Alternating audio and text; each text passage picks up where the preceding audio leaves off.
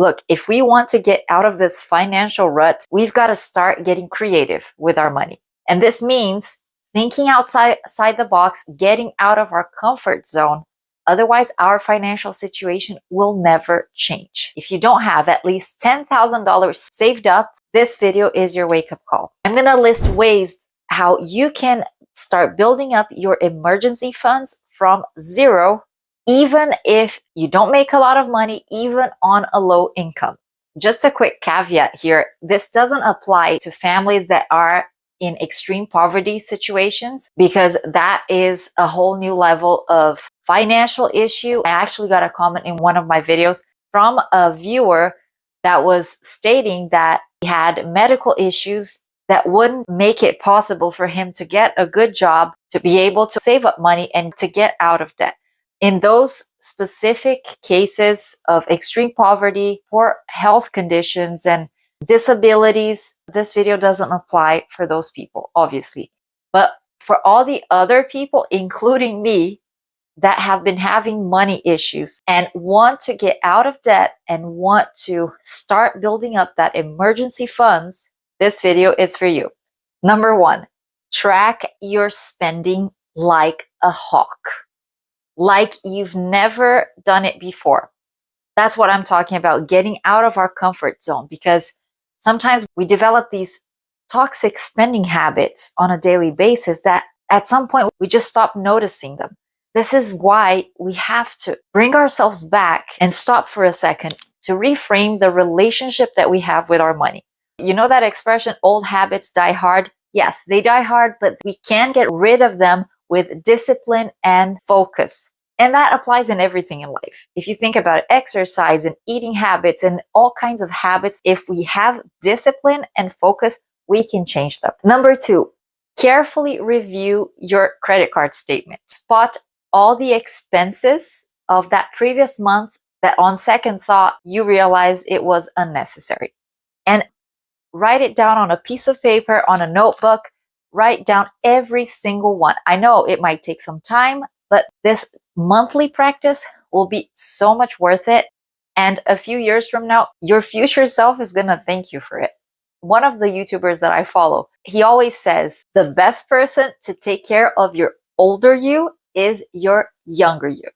This phrase holds so much truth to it, hence the importance of the financial decisions we make today that will completely change the course of our future and reflect directly on our future self 10 years from now.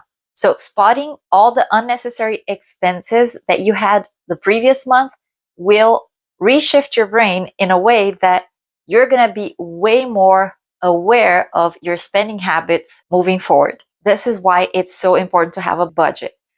Having a budget plan is not just writing down a few random expenses here and there. No, it's actually getting a piece of paper, a spreadsheet. You don't need to subscribe to an app. All you need is a piece of paper and a pen, or if you prefer, use a spreadsheet. But the point is to get yourself back on track and make yourself more aware of where all your money is going. Number three is increase your income. This is a very common one. There are so many ways that we can increase our income. And one of the ways is actually to spend less. Another way is to get a side hustle. For example, there are so many options of side hustling nowadays, so many opportunities to work from home, even pet sitting. For example, I work as a cat sitter, and if I want to increase my income, all I have to do is do some stronger marketing of my services. But if you're not into pet sitting, you could be working as an online teacher. Everyone has a skill that they can take advantage of and that will benefit someone else who would be happily paying for it. So there's always a way. And once you do increase your income, be prepared for shifting that old mindset of, I have extra money, I can afford extra stuff. No, this extra income that's going to come in, it's going to go for your emergency funds. It's not for your wants. It's not for your desires. It's not for that expensive trip that you've been dreaming about. It's for your needs. An expensive trip is not an emergency. Christmas gifts are not an emergency. An extra pair of shoes is not an emergency. So this is the importance of having to stay focused.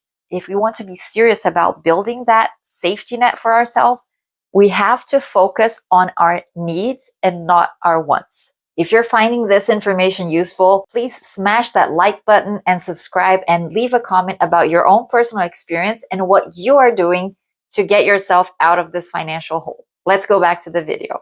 Number 4, commit to living frugally for a while.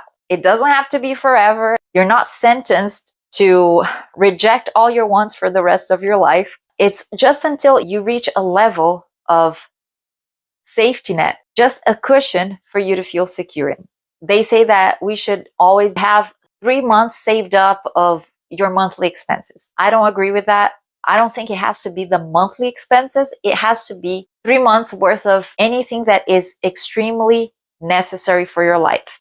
A lot of our monthly expenses are not necessary. Hence, point number 2, where we should start cutting expenses where we can.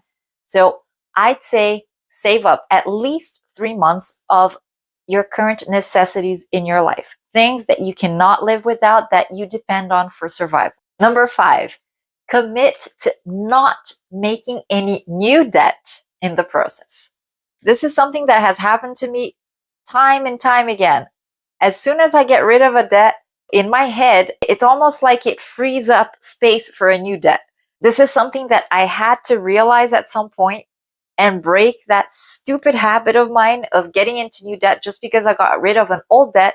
And as soon as I did that, it freed up extra money for my emergency funds and not to invest on a new debt. And speaking of getting rid of debt, you have several options to choose from. You can either get rid of all your debt completely and then start building up for your emergency funds, or you could actually do 2 things simultaneously. You could keep paying your debt, but in a slower manner, and at the same time, build up that emergency funds on the side. Because if we think about people who have 0 funds available for a rainy day, we are all just one big emergency away from being broke.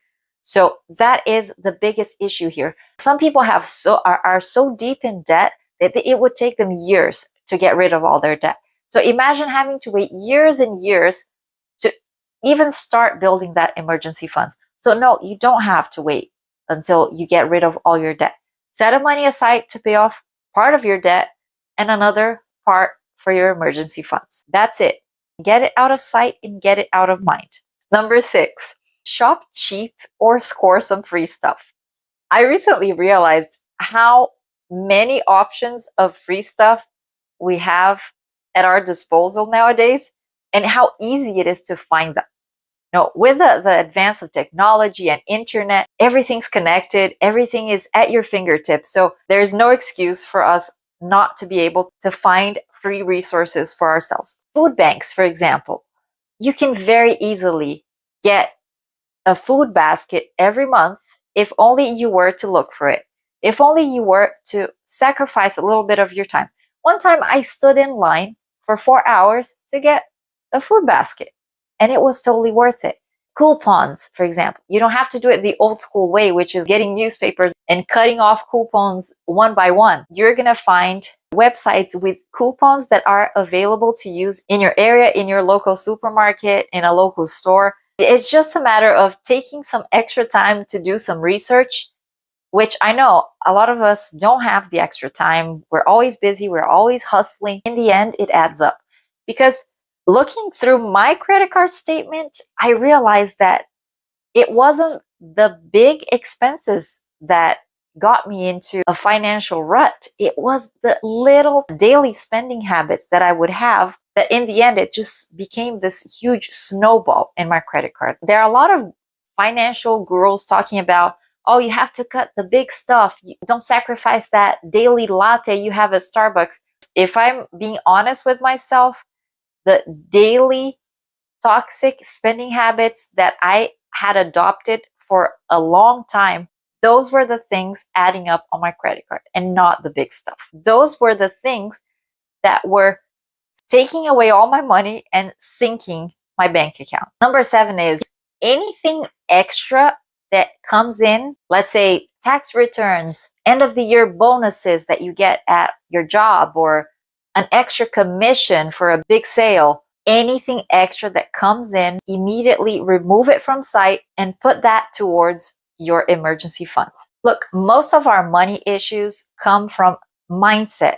Doesn't come from the fact that we're not making enough. It's psychological. Money decisions are mostly based on emotions. Think about the word impulse shopping. What does that mean?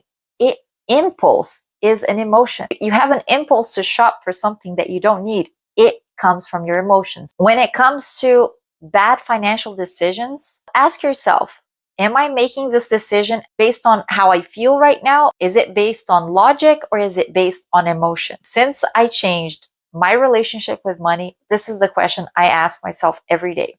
And I hope that question helps you get out of this financial hole that you got yourself into.